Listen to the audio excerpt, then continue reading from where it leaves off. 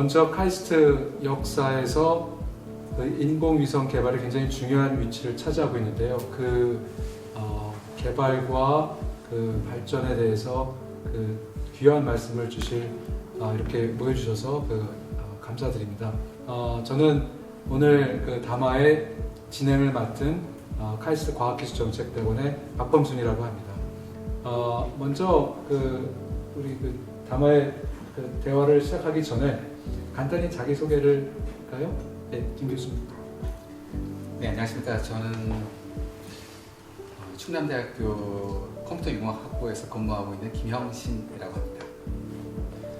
저는 86년도에 카이스트 학부과정에 입학했고요. 학교 졸업한 이후에 영국으로 유학을 가서 위성 만드는 기술 배우고, 그리고 그 이후에 92년도 7월 말에 한국에 돌아와서 99년도 말까지 카이스트 인공위성 연구센터에서 연구원으로 근무했고요. 이후에 99년 말에 같이 여러 친구들하고 창업을 했고, 지금 현재는 세트레가이에 근무하고 있습니다. 성함이? 박성동입니다. 네, 안녕하세요. 저는 87학번이고요. 마찬가지로 저도 이제 학부를 졸업하고 영국에 유학을 갔다가 카이스트 인공위성 연구센터로 돌아와서 근무를 하다가 이제 뜻이 맞는 분들하고 창업을 한 이후에 계속 21년째 세트레가이에 근무하고 있는 김유일이라고 합니다. 안녕하세요. 저도 87학번 전산학과에 입학했던 이서림입니다. 저도 이제 학부를 졸업하고 영국 갔다 와서 인공위성 센터에서 2000년까지 근무를 하고요. 그 이후에는 이제 기업으로 가서 SK텔레콤에서 그 위성 사업 기획 개발 추진 업무를 했었고요. 그리고 2005년에 다시 대전 내려와서 지금은 한국항공우주연구원에서 근무하고 있습니다. 네, 저는 86학번이고 박강민이라고 합니다. 앞에 우리 김영신 교수님과 그다음에 우리 박승동 회장님하고 같은 동기고요. 영국에 가서 인공위성 공부를 하고 다시 돌아와서 인공위성센터에서 일하다가 그다음에 저는 이제 또 제가 생각하는 바가 있어서 국방과학연구소에서 계속 일을 하고 있습니다. 2004년 이후로. 2005년인가요? 2005년 이후로 국방과학연구소에서 우주 관련 연구를 수행하고 있습니다. 그 말씀을 들어보니까 모두 이제 공통점이 그 카이스트의 전신이라고 할 수도 있는 과학기술대학 KIT의 학부생으로 들어왔다가 그랬다가 그 이제 인공위성의 길로 가게 됐는데, 사실 이제 궁금한 게 그 학부의 KIT가 굉장히 어떻게 보면 실험적인 대학이었잖아요. 그래서 그 대학이 어땠는지 조금 그 말씀을 해주시면서 어떤 계기에서 그 인공위성에 관심을 갖게 되고, 아니면은 그 뭐 강압에 의해서 된 건지, 아니면 무슨 어떤 그 재정적인 어떤 지원이 있다는 어떤 그런 어떤 유혹이 있었던 건지, 아니면 뭐 정말 인공위성이란 게 그 당시 80년대 말에 대학생들의 굉장히 커다란 꿈을 실현시킬 수 있는 어떤 그런 길이었는지, 뭐 이런 얘기들을 좀 해주시면은 좋겠습니다. 저도 이제 과기대 KIT 86학번 소위 뭐 1기 입학생이었는데요. 과기대는 상당히 혁신적인 대학으로 만들어졌던 걸로 기억을 합니다. 그러니까 들어오자마자 전공을 선택하는 그런 학과 체제가 아니었고, 들어왔을 때는 이제 학부로 들어와서 1년 동안 생활하다가 자기 주 전공을 정하는 그런 학부 시스템을 갖췄어요. 이제 저는 컴퓨터를 좋아했기 때문에 전산학과를 이제 2학년 때 선택하고 공부를 하고 있었죠.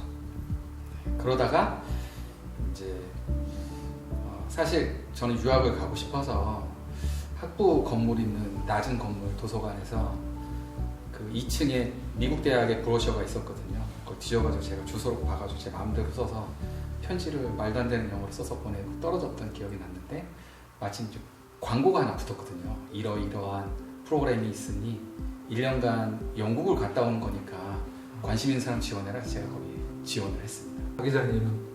첫 번째 아까 말씀하신 게시판에 붙어있는 유학생 모집 공고라는 게 한 가지 특이한 조건이 있었는데, 그 게시판을 보고 처음에 생각했던 거는 아 공짜로 유학 보내주네? 그럼 가야지라고 생각하고 이제 유학생 모집하는 그 강의실에 갔었어요. 그랬는데 이제 제 인생에 이제 반전이 생긴 게 지금 이제 거의 한 30년 넘게 이쪽 일을 하고 있으니까. 근데 그때 최순달 교수님이 첫 번째 저희들한테 던진 메시지가 이제 디보션이라고 하는 메시지를 던지시면서 저희가 이렇게 좋은 환경에서 공부하고 있는 거에 대해서 좀 사회적인 책임감을 느끼게끔 그렇게 자극을 해주셨어요. 그게 큰 이유가 됐던 것 같고, 그래서 위성이다라고 하는 생각보다는 이 양반을 믿고 이 양반 밑에 들어가서 뭔가 좀 의미 있는 일을 해봤으면 좋겠다. 그게 저의 시작이었던 것 같아요. 그러니까 인공위성에 대해서 한국에서 가르치는 학교도 별로 없었고 교재도 없었고, 근데 그런 어떤 필요성은 있고, 그래서 이제 말하자면은 정보는 많진 않지만 한번 부딪혀 보겠다는 어떤 도전으로 받아들인 것이죠. 주로 영국에 있는 대학을 많이 갔는데 왜 영국을 갔을까? 인공위성을 연구하고 제작하고 하는 그런 하는 학교는 미국에도 더 많을 수도 있고 아니면 다른 데도 있을 텐데 왜 특히 이제 서레이 대학이 중심이니까 그쪽을 중심으로 유학생들을 이렇게 보냈을까라는 게 좀 궁금하거든요. 그러고 보면 대학 차원에서 위성을 아무리 작더라도 위성을 설계하고 만들고 운영해본 경험이 있는 곳, 그리고 학생들을 가르칠 수 있는 환경을 제공할 수 있는 곳, 또 비용적으로도 가능한 곳, 그리고 기술적으로 그 당시에 새롭게 시작된 전자회로 중심의 인공위성 기술을 갖고 있는 곳, 이런 여러 가지 조건으로 따져봤을 때는 당시의 최적의 대학이 아니었을까 그런 생각이 들어요. 그럼 그런 프로그램을 통해서 이 개발도상국에서 오는 학생들을 받고 그 학생들을 훈련을 시켜서 내보낸다는 거가 그 학교 측으로 봤을 때 뭐가 특별히 더 좋은 게 있는 건가요? 아니면 약간은 이게 국제 관계 이런 것도 좀 생각을 하고 그런 거를 시작을 한 게 있었을까요? Satellite Communication Engineering이라고 하는 코스를 들었지만 그 안에 이제 위성에 대한 부분과 텔레콤에 대한 부분 이런 것들을 같이 배웠고, 서리 대학은 사실 어떻게 보면 좀 전 세계적으로도 유니크했던 부분이 지금도 그 서리 대학에서 가장 입지전적인 인물로 있는 저희들의 지도 교수님이 어떻게 보면 학과를 만들어내신 케이스고요. 사실은 저희가 가기 이전에 남아공화국하고 파키스탄에도 그런 요구가 있었어요. 학생을 저희처럼 이렇게 몇 팀으로 몇 명을 보내려고 하니까 좀 가르쳐주고 거기서 만든 위성도 좀 만드는 거를 기술 이전을 해달라고 하는 요청이 있어서, 사실 그런 이유 때문에 서리 대학 안에 SSTL이라고 하는 Surrey Satellite Technology Limited라고 하는 회사를 학교가 95% 지분을 소유하고 있는 회사를 만들었었어요. 그런데 진행을 하면서 남아공화국하고 파키스탄은 실제 학생들은 보냈지만 계약으로는 이어지지 않은 상태였고, 그래서 저희가 이제 서리 대학의 자회사하고 상업적으로 기술 이전과 인력 양성에 대한 거를 처음으로 한 사례가 된 거죠. 그러니까 한국이 굉장히 모범 사례가 그리고 그렇게 하려고 간 건 아닌데 네. 사다 보니까 요구가 있고 그러니까 그거를 시스템화, 제도화 해가지고 하다 보니까 이제 한국이 이렇게 해서 좋게 해가지고 가고 또 다음 학생들도 또 좋은 학생도 오고 그런 게 만들어진 거겠네요. 네. 근데 기술 이전이 사실은 굉장히 민감한 이슈잖아요. 근데 특허도 있고 등등 관련돼서 고려해야 될 것들이 굉장히 많은데 얼핏 들으면은 이 서리 대학에서는 굉장히 약간은 자선 사업가 비슷하게 학문은 누구한테나 다 열려진 것 같은 어떤 자세로 다 가르쳐주고 알아서 다 배워가면은 되는 그런 것처럼 이렇게 느껴지는데 그게 맞는 건가요? 그러고 보면 이제 서레 대학이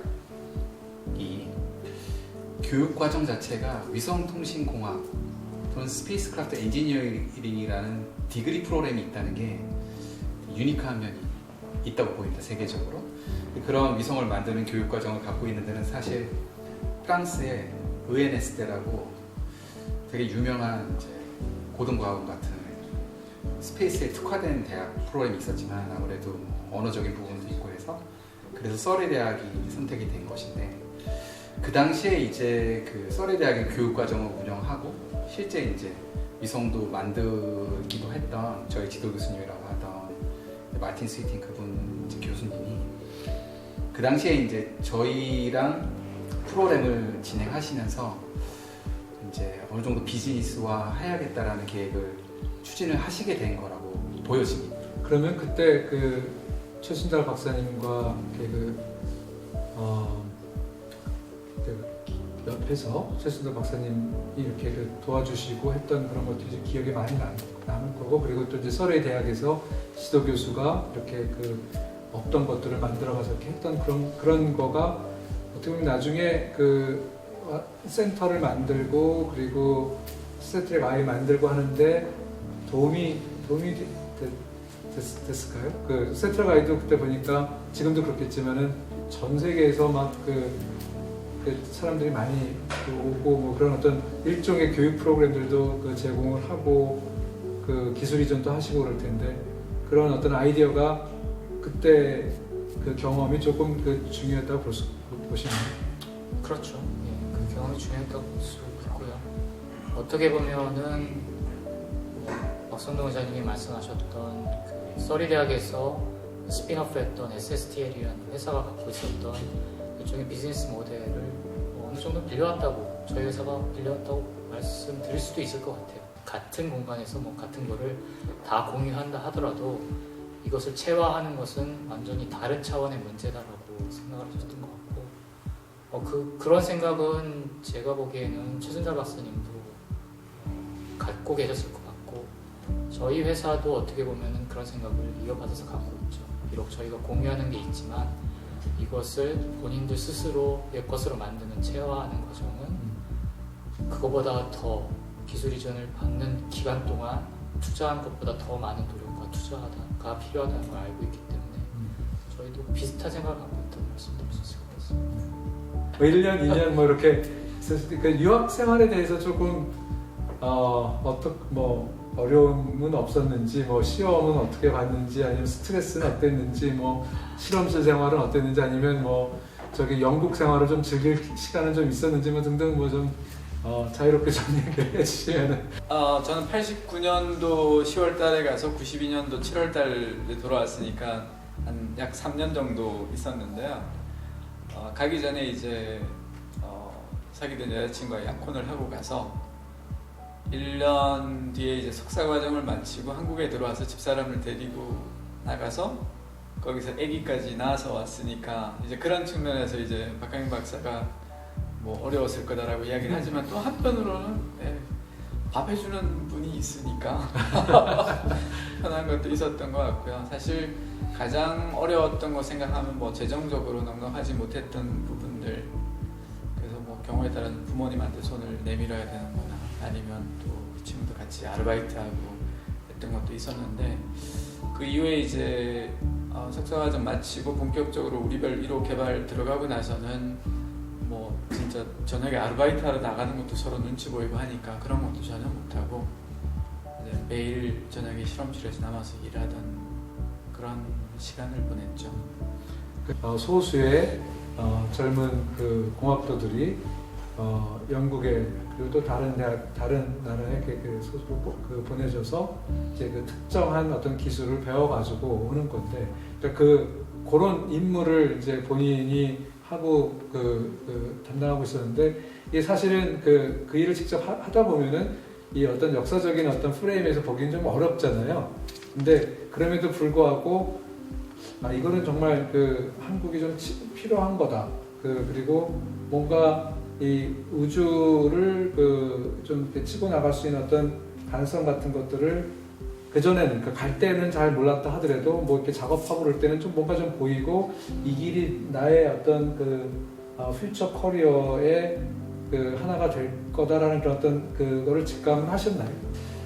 거기서 경험했던 저의 전공 분야야 뭐 제가 잘하는 거지만 그 이외의 것들이 저한테 다른 데서 돈 주고 경험할 수 없는 것들로 남았더라 라는 겁니다.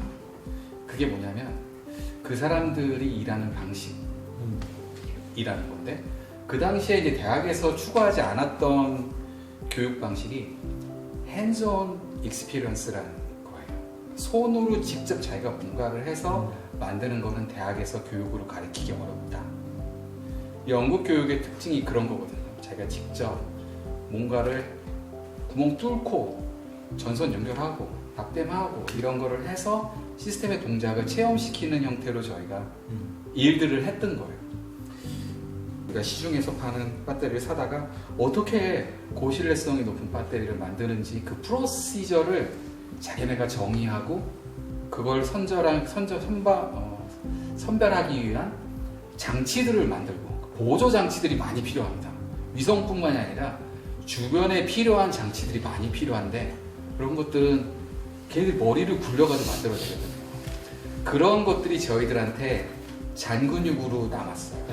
그럼 이 시점에서 요즘 그 공학 그 교육이랄까 뭐 이런 그 측면에서 뭐 좀 따끔한 한말 그 핸즈온 익스피리언스라든지 아니면 뭐 이렇게 만들어 본다든지 뭐 이런 그런 관점에서 그 하실 수 있는 말씀이 있을까요? 카이스트 교육을 제가 이제 옆에 있는 학교에 있다 보니까 학생들이 이런 걸 배운다고 하더라 이런 얘기를 많이 들어요. 들으면 저도 뭐 석사는 영국에서 했지만 박사는 카이스트 전산과에서 했는데, 제가 있을 때보다도 훨씬 다양하고 선진화되고 흥미롭고 잘 구성된 교육 과정들을 아이들이 배우고 있더라고요. 전산과 학생들은. 그래서 지금 전산과 학생들이 배우는 교육 과정이, 저도 이제 대학교에 있다 보니까 외국의 이제 유명 대학들, 스탠포드나 카네기 멜론 유니버시티나 이런 대학의 교육 과정들을 다 들여다보게 되는데, 카이스트 전산과의 교육 과정이 세계 최고 수준과 겨뤄서 거의 동등한 수준이구나, 떨어지지 않구나, 그거를 알겠더라고요. 그래서 굉장히 좋고, 카이스트가 최근에 더더욱 그런 교육 혁신에 대해서 많은 노력을 기울여 왔었고, 그래서 굉장히 좀 좋은 어떤 교육 과정들을 구축해 놓지 않았나, 그게 보여집니다. 우리나라에서는 거의 뭐 일반 대학들이 할 수 없었던 혁신들을 해오지 않았나, 이렇게 옆에 학교에서 학교에 있다 보니까 그렇게 보입니다. 네, 좋아 보입니다. 네, 그럼 지금부터는 유학 생활을 마치고 한 분 두 분씩 이제 귀국을 해서 인공위성 센터에서 이제 그 작업을 하면서 이제 우리별 1호를 발사하게 되는 이 과정을 조금 더 좀 자세히 좀 얘기를 하면 좋을 것 같은데. 이제 발사 날짜가 정해진 상태였거든요. 저희가 이제 그래서 우리별 1호를 일단 남미의 프렌치 기아나의 발사장으로 먼저 가져갔지. 발사장으로 가져가서 발사 준비를 마치고, 그리고 아마 장현석 박사가 남아 있었고, 맞아요. 그리고 그렇게 들었어. 그때 발사장에 갔던 사람들은 영국에 귀국해서 한국으로 진짜 귀국 준비를 했던 것 같아요. 한국에서 한 번도 들어와서 이렇게 보여준 적이 없었기 때문에 여러 가지 뭐 비난도 많이 받았지만은, 최초에 이제 목표로 했던 부분 자체는 그냥 위성을 성공적으로 발사한다가 아니라 위성을 우리끼리 만들 수 있다라고 하는 능력을 확인하는 거가 주목적이었기 때문에, 우리별 2호라고 하는 프로젝트가 우리별 1호 발사되자마자 거의 곧바로 시작했고, 불과 1년 남짓해서 정말 외국 사람 도움 없이 우리끼리 성공적으로 했다라고 하는데 의미가 있다고 볼 수 있을 것 같아요.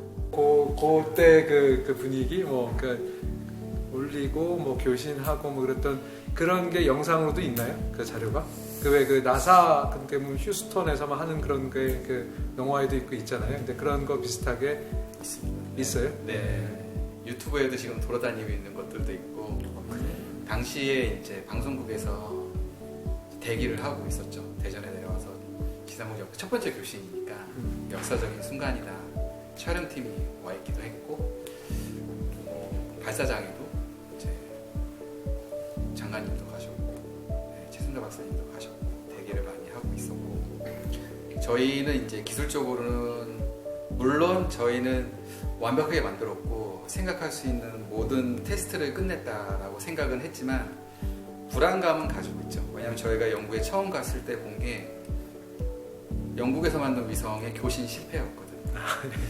우주에서의 교신 실패는 어떻게 해볼 도리가 없습니다. 프렌치 기아나 상공에서 이제 로켓가 발사되고 인공위성이 성공적으로 분리되었다는 소식을 들으면 그 뒤부터는 이제 저희 관제국에서 인공위성의 위치를 추적하면서 위성한테 명령을 보내서 깨어나라라는 명령을 처음에 보내주는데, 그럼 이제 위성의 송신기 같은 게 이제 켜지면서 첫 번째 위성 상태 정보를 보내게 되어 있거든요. 그래서 제 기억에는 첫 번째 위성이 우리 대전 상공을 지날 때 바로 성공하지 않았나요? 아니었어요. 근데 한 가지 에피소드 기억나는 건 있어요. 뭐냐면 거의 순조로웠던 걸로 기억을 합니다. 근데 여러 가지 뭐 기술적으로 흥미로운 이야기들이 많이 있는데, 한 가지 제일 기억에 남는 건 뭐냐면 우리별 1호에서 우주에서 할 수 있었던 중요한 게 뭐가 있냐면 사진을 찍는 거였어요. 카메라가 있었고 우리나라의 카메라로 우리나라의 땅을 이제 사진을 찍는 거죠. 그거는 이제 위성이 굉장히 안정화되었을 때 할 수 있는 작업인데, 방송국도 모르게 저희가 사진을 한 장 찍었습니다. 네, 사진을 한 장 찍어서 알리지 않고 저희끼리 미리 내려서 봤어요. 왜냐하면 문제가 있을 수도 있으니까. 첫 번째 사진입니다. 우주에서 찍은 우리나라의 사진인데, 사진이 어떻게 나왔을까요? 사진이 한반도 사진이 딱 나왔습니다.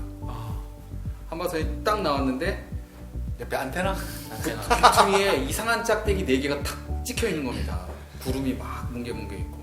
위성이 제대로 기능을 하는지 그걸 확인하는 방법인데, 근데 아까 말씀하신 거 여기서 그 신호를 줘서 위성을 깨우는 그 작업, 그래서 그 순간도 굉장히 짜릿했을 것 같은데, 했을 때 이게 마치 그 컴퓨터 온을 한 거잖아요. 그런 비슷한 그 위성이 이게 그 반응을 한다. 그러니까 이게 이제 제대로 움직일 수 있다. 뭐 이런, 그러니까 말하자면 그때 했던 말 기억하세요 혹시? 지상에서 위성이 이렇게 지나갈 거야 라고 생각해서 좀 개인이 높은 안테나를 가지고 이렇게 추적을 하는데, 실제 이렇게 가는데 실제는 조금 뒤에 있을 수도 있고 앞에 있을 수도 있고 좀 차이가 있을 수도 있어요. 그러다 보니까 여러 번 트라이를 하고 일부러 이렇게 방향을 조금 틀어주기도 하고 하다 보면 들리는 소리가 계속 켜져 하고 이제 온 신호를 보내거든요. 그러면 이제 거기서 나오는 소리가 저희가 실험실에서 시험할 때 듣던 그 소리가 딱 들리죠. 근데 그게 약간 잡음성이 있기 때문에 일반인들이 들었을 때는 잘 모를 수도 있어요. 근데 초기에는 그 아주 뚜렷한 톤이 딱 들리는 게 있어서, 그러면 이제 저희끼리는 하죠. 그냥 하죠. 그럼 일단 켜졌다. 그 다음에 이제 거기다가 뭐 모듈레이션 방식도 바꾸고 변조하는 그 데이터가 실리는 것들까지 다 세팅을 하게 되면, 그 다음에 이제 모니터에 숫자가 딱 뜨기 시작해요. 인공위성 하면은 사진 찍어가지고 보내주고 뭐 날씨가 어떻고 뭐 어떤 그 변화 뭐 그런 건데, 그거 말고 이 라디오를 우주에서 방송하고 말씀하신 것처럼 간단한 그걸로 그 원하는 사람은 좀 청취도 할 수 있는 그런 어떤 우주에서 오는 메시지 같은 거를 들을 수 있는 뭐 그런 아이디어가 상당히 신선하네요. 어떤 정확한 임무를 가지고 하는, 사진을 찍는다거나 아니면 뭔가를 측정한다거나 시험한다거나 이런 임무들이 대부분인데, 이거는 어떻게 보면 뭐 아까 말씀하신 나사의 미션들 중에 지구에 있는 여러 민족들의 언어를 녹음시켜가지고 그걸 우주로 보내고 누군가 혹시 꺼내볼까? 이런 걸 기대하듯이 저희도 그냥 우리말 방송을 우주에서 하고 그거를 국민들이 듣는다. 이런 시도는 어떻게 보면 대국민들한테 어떤 생활의 범위를 갑자기 우주로 확 넓혀주는 신선한 시도 같은 거였던 거죠. 네. 그거에 대한 반응을 혹시 기억하시나요? 그게 어떤 기사화가 되고 아니면 진짜로 그걸 어떤 그러니까 아마추어 무선 뭐 이런 거 하는 그 팀들이 많았잖아요. 근데 실제로 그걸 받아가지고 나 들었다 뭐 이런 얘기가 막 전해지고 그랬었나요? 오늘 가장 큰 영향이 있던 거는 저희가 남극 세종기지에는 그 당시에 이제 전화 통화를 할 수 없었는데 그 안테나를 저희가 남극에 설치하면서 가족들이랑 편지를 써서 보내면 저희가 프린트해가지고 가족들한테 편지를 보내주고 이런 역할을 했어요. 그래서 팩기 통신으로 맞아. 네. 그랬어요? 그 이후에 그 남극 기지에서 일하셨던 분을 우연히 만난 적이 있었어요. 은퇴하시고 나서. 그래서 그거 되게 고맙게 잘 썼다라는 이야기도 들었었어요. 그러니까 이게 인터넷에 아마 찾으면 아직도 나올 거예요. 지금 한국에서는 사실 90년대 초반에 뭐 우주 산업이라고 얘기할 수 있는 그런 게 거의 없었던 그랬던 상황에서 이런 그 움직임들이 벌어지고 우리별 2호, 3호 뭐 이렇게 만들어지는 그 90년대가 그런 그 시대였는데 그 얘기를 조금 해주시겠어요? 저는 우리별 사무할 때 이미 탑재 장비는 거의 개발이 완료된 상태였고 들어왔었는데 이게 전에 사용했던 것과는 다른 방식으로 촬영을 하는 것이었기 때문에 그게 제대로 촬영이 될까를 실험했어야 되는데 그때 그걸 어떻게 실험할까 고민을 하다가 지금도 기억이 생생한 게 실험실 창가에다가 놓고 그 수액 맞을 때 쓰는 그 비닐봉투에다가 물 같은 거를 담고 압력을 줘가면서 그 탑재 장비가 천천히 이제 회전을 하면서 이제 스캐닝을 하게 만들어서 실험했던 기억이 아직도 생생해요. 그래서 저는 그걸 보고 귀국한 지 얼마 안 됐을 때 그걸 보고서 상당히 인상적이었습니다. 1, 2호의 성능과 3호의 성능은 굉장히 자세 제어 방식부터 사진 찍는 방법부터 그 다음에 뭐 크기도 마찬가지고 그래서 저희가 사실 여러 번 중간에 만들다가 힘들었습니다. 저희끼리만 또 치고받고 많이 했죠. 이렇게 처음에 동작을 안 하는 거예요. 모아놓으면 하나 개별은 동작을 잘 하는데 또 모으면 잘 안 되고 그래서 그걸 몇 번 반복해가지고 저희 93년에 2호를 92년에 1호 쏘고 93년에 2호를 쏘았고 3호가 99년이었는데 그렇게 보면 텀이 굉장히 길잖아요. 그 6년 내내 저희가 굉장히 힘들게 여러 번 사이클 돌면서 모델을 갖다 개발하고 붙여가지고 시험해보고 안 되면 안 되는 부분이 왜 안 되는지 고민하고 또 바꾸고 단계를 여러 번 거쳤던 것 같아요. 결국에는 나중에는 그래도 뭐 전체적으로 모아가 시험이 잘 되고 발사까지 하고 그래서 굉장히 기뻤죠. 그때 정말로 우리 손으로 만들어 본 거거든요. 그 전에는 1호 때는 그쪽 영국 사람들의 도움을 받아서 이렇게 만든 거고 2호 때는 그 헤리티를 갖고 우리가 만들어 본 거고 3호 때는 아예 개념까지 바꿔가지고 개념까지요? 예. 스크래치부터 했던 거였죠. 아주 밑바닥서부터 다시 할 수가 있어가지고 예를 들면은 뭐 미국이나 아니 다른 나라에서 그 실험적으로 했던 거라든지 아니면 상용했던 것들도 아이디어를 가지고 와서 이렇게 조합을 해봤다라는 그런 말씀이시죠? 네. 스크래치가 왔죠. 네. 다시 하고 나서 해외에서도 평을 굉장히 호평을 받았어요. 네. 소형 위성으로도 이런 것을 할 수 있구나 라는 호평을 많이 받았고 기술적으로는 접근 방식이 지금 흔히 말하는 뉴스페이스와 같고요. 단지 그 당시 때는 이게 이제 산업화 쪽이랑 연관이 된 게 아니고 이제 한 연구 조직이 이제 기술적인 혁신을 했던 새로운 방법으로 혁신을 했던 거라고 말씀드릴 수 있을 것 같은데 요즘 이제 뉴스페이스는 이제 거기서 끝나는 게 아니고 민간, 산업, 상업화 이런 것이 같이 이제 돌아가는 것이기 때문에 근데 기술적으로는 같죠. 저 돌아보면 우리별 3호를 이렇게 했던 게 우리가 KIT에서 교육받았던 영향도 있다고 생각해요. 그러니까 당연히 그런 걸 재밌게 하고 할 수 있다. 이제 이런 그냥 겁 없이 했던 것 같아요. 우리가. 그러면은 이 카이스트가 대학인데 그 정부 출연 연구소도 아니고 대학인데 그 정부의 지원을 받고 있고 그래서 한편으로는 엄청난 그 자유가 있습니다. 안정적인 지원과 학생들한테 주고 뭐 그런 게 있는데 연구 프로젝트도 마찬가지로 이게 비정규적으로 했다가 하더라도 어느 정도 이게 고용의 안정성이 유지가 안 된다면은 사실은 의욕이 상실되고 수밖에 없는 그런 상황이죠. 사실 그런 상황에서 이제 대학이 할 수 있는 역할이 있어야 되는데 워낙에 정부랑 가까이 이렇게 성장을 해왔기 때문에 그게 요즘은 어떤지 잘 모르겠습니다. 그러니까 그런 이제 상황들을 그 시기를 지나가는 저희들이 느꼈을 때 그 당시 시점에서 저희가 느꼈던 일들 그 시점과 지금 이제 몇십 년이 지나서 옛날에 벌어졌던 일들을 이제 생각하면서 자료들을 정리하는 사람도 있고 그 스토리를 가지고 논문을 쓰는 사람들도 있고 그런 것들을 이제 저희가 보면서 이제 스토리들을 끼워 맞추고 과거에 우리가 경험했던 것들을 놓고 돌아보면 이제 어떤 생각이 드냐면 우리가 그 당시에 판단을 하고 괴로워하고 안 좋은 상황이 아닌가?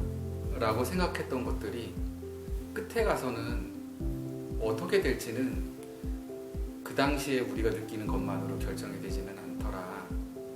시간이 많이 흘러서 그 당시에 우리가 봤을 때는 심각하고 뭔가 잘못돼 있고 이렇게 판단했던 것들이 이제 시간이 많이 흘러서 저희가 이거를 기억을 돌려보고 또 그 결과들을 보고 하다 보면 우리가 보지 못하는 것들이 예상치 못한 곳에서 결과를 내고 있었다.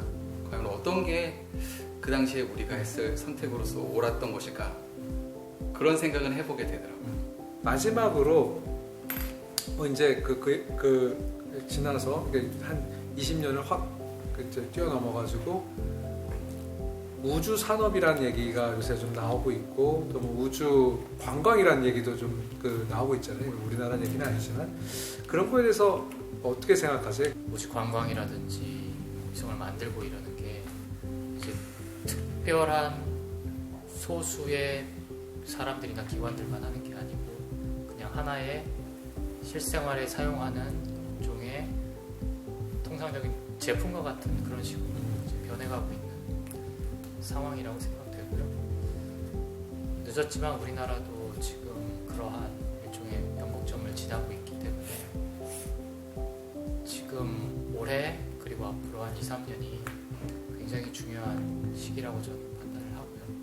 그렇기 때문에 여기에 이제 이런 우주 개발에 참여하고 있는 정부나 카이스트와 같은 학교 그리고 연구기관 저희 세트레가이 같은 산업체가 정말 본인들이 해야 될 일이 무엇인지 거기에 집중을 해서 그 역할을 잘 해내는 게 우리나라 미래 우주 개발에 있어서 굉장히 중요하다고 생각합니다. 더 하고 싶은 얘기들도 많고 제가 개인적으로도 궁금한 얘기도 많은데 시간상 오늘 담화는 여기서 마치도록 하겠습니다. 장시간 감사했습니다. 감사합니다. 감사합니다.